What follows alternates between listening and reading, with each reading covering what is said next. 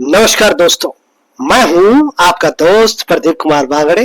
आपका इस कार्यक्रम में स्वागत है, जिस कार्यक्रम का नाम है आपके अनुरोध पर। दोस्तों, आपके अनुरोध पर आज मैं आपको बताऊंगा भारतीय फिल्म की मशहूर अभिनेत्री शीला दलाया, इनके जीवन परिचय के बारे में बताऊंगा। दोस्तों, अगर आप मेरे चैनल में पहली बार आए हैं तो आपसे अनुरोध है कि आप इसे लाइक करें, सब्सक्राइब करना ना भूलें और वीडियो पसंद आए तो अपने दोस्तों में जरूर शेयर करें। तो चलिए दोस्तों, वीडियो की शुरुआत करते हैं। भारतीय फिल्मों के इतिहास में मुगले आजम एक कालजयी फिल्म है। भारतीय फिल्मों का इतिहास मुगले आजम के बिना अधूरा है।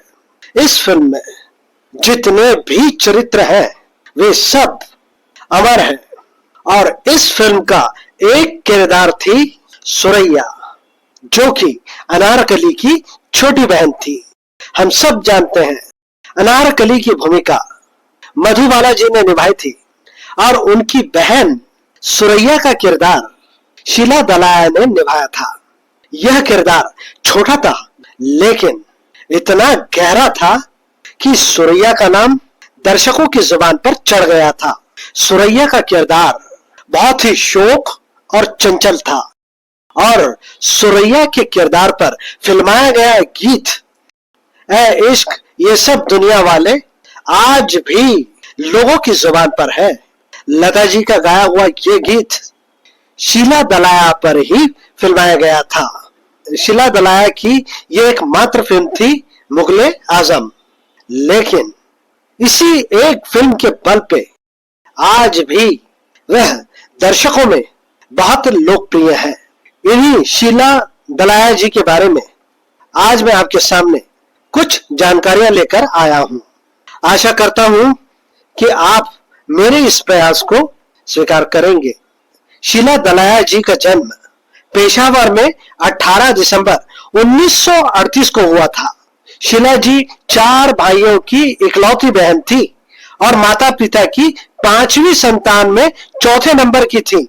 उनके बड़े भाई अरविंद दलाया भारतीय वायुसेना में फाइटर पायलट थे, जो एयर वाइस मार्शल के पद से रिटायर होने के बाद अब दिल्ली में रहते हैं। तरुण दलाया इन्हीं अरविंद दलाया के बेटे हैं। इनके पिताजी का नाम रेवरेंड दलाया था।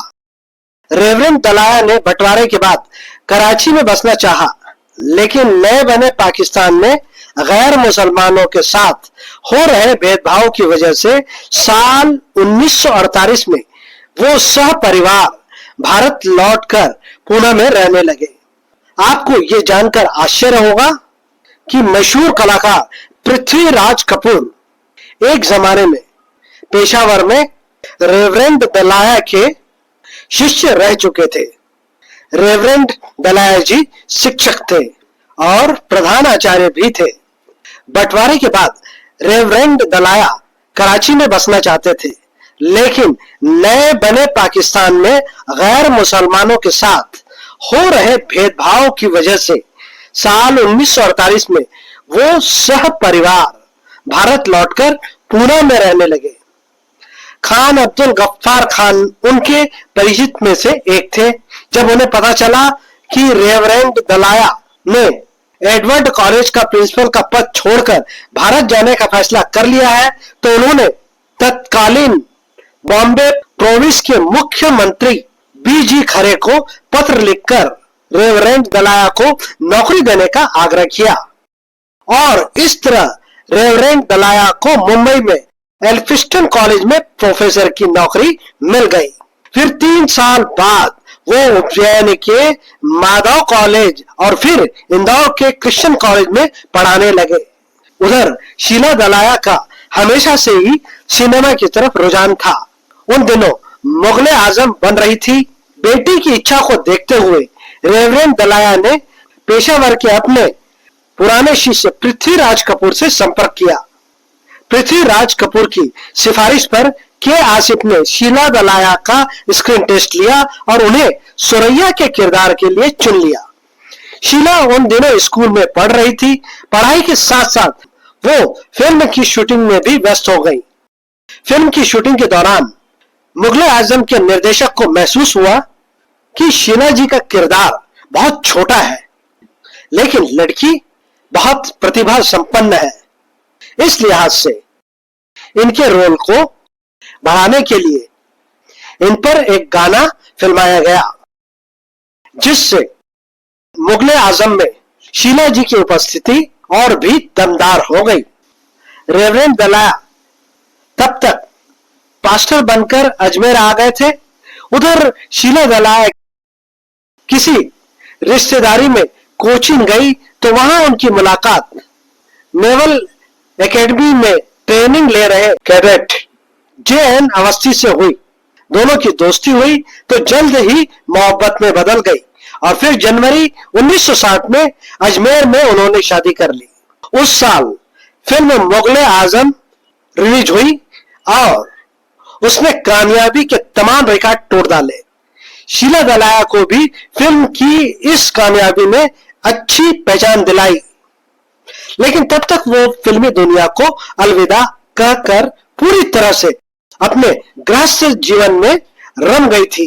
पति की पोस्टिंग की वजह से शीला जी का भी समय कभी कोचिंग, कभी खड़कवासला पुणे, कभी मुंबई, कभी लंदन स्थित भारतीय दूतावास, तो कभी जामनगर, तो कभी विशाखापट्टनम और नई दिल्ली इत्यादि जगहों पर गुजरा। जे.एन. अवस्थी साल 1984 में नेवल हेडक्वार्टर से कोमोडोर के पद से रिटायर हुए। उनका डिफेंस कॉलोनी देहरादून का बंगला साल 1988 में बनकर तैयार हुआ। साल 1990 में वो और शीला अपने नए घर में रहने आ गए। आपको एक और जरूरी बात भी बता दूं, शीला जी की पोती का नाम शीला जी के नाम पर ही रखा गया है, यानी कि शीला दलाया की पोती का नाम है शीला अवस्थी, जो स्वयं भी एक मशहूर अभिनेत्री हैं, जिन्होंने हॉलीवुड की फिल्मों में काम किया है। दोस्तों, अब बता दूं कि जे.एन. अवस्थी का जन्म 6 जनवरी 1932 को दिल्ली में हुआ था। अरविंद जे.एन. अवस्थी और शीला के बड़े बेटे हैं, जो नागांव असम के एक टी स्टेट में कार्यरत थे और रिटायर के बाद अब गुड़गांव में रहते हैं। अवस्थी दंपति के छोटे बेटे दिलीप कई साल पहले अमेरिका जाके बस गए हैं।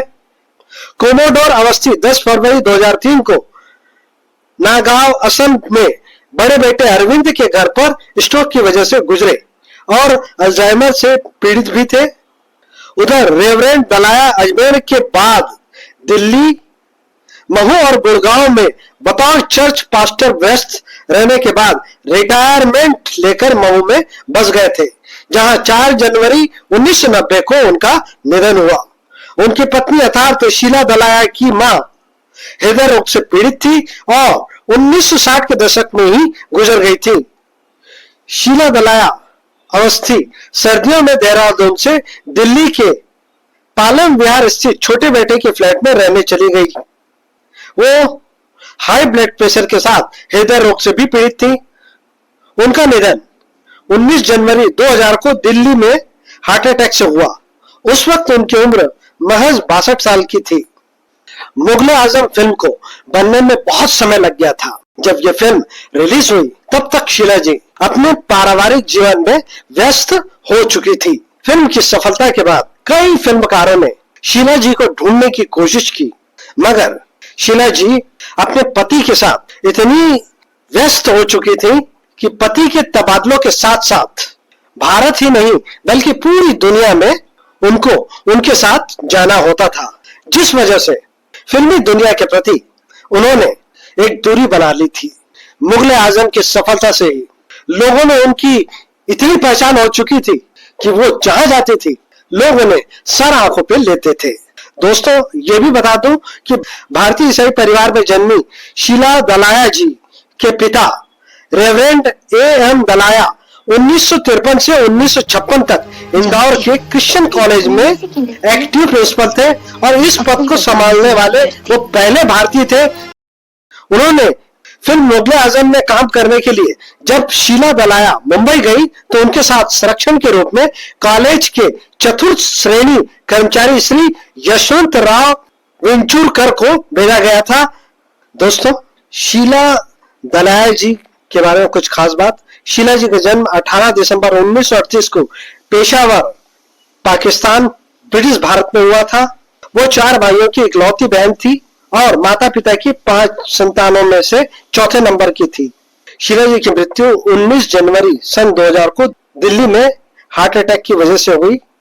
उस वक्त इनकी उम्र महज 62 वर्ष की थी। दोस्तों, जैसे कि मैंने आपको बताया, शीला दलाल जी की पोती शीला अवस्थी भी अभिनेत्री है। उन्होंने 2021 की film army of the dead में अभिनय किया है। तो दोस्तों, शीला दलाल जी के बारे में मैंने आपको जो जानकारी दी वो आपको जरूर अच्छी लगी होगी। तो इसी के साथ अपने दोस्त प्रदीप कुमार बांगड़े को इस कार्यक्रम से जाने की इजाजत दीजिए। नमस्कार, जय हिंद।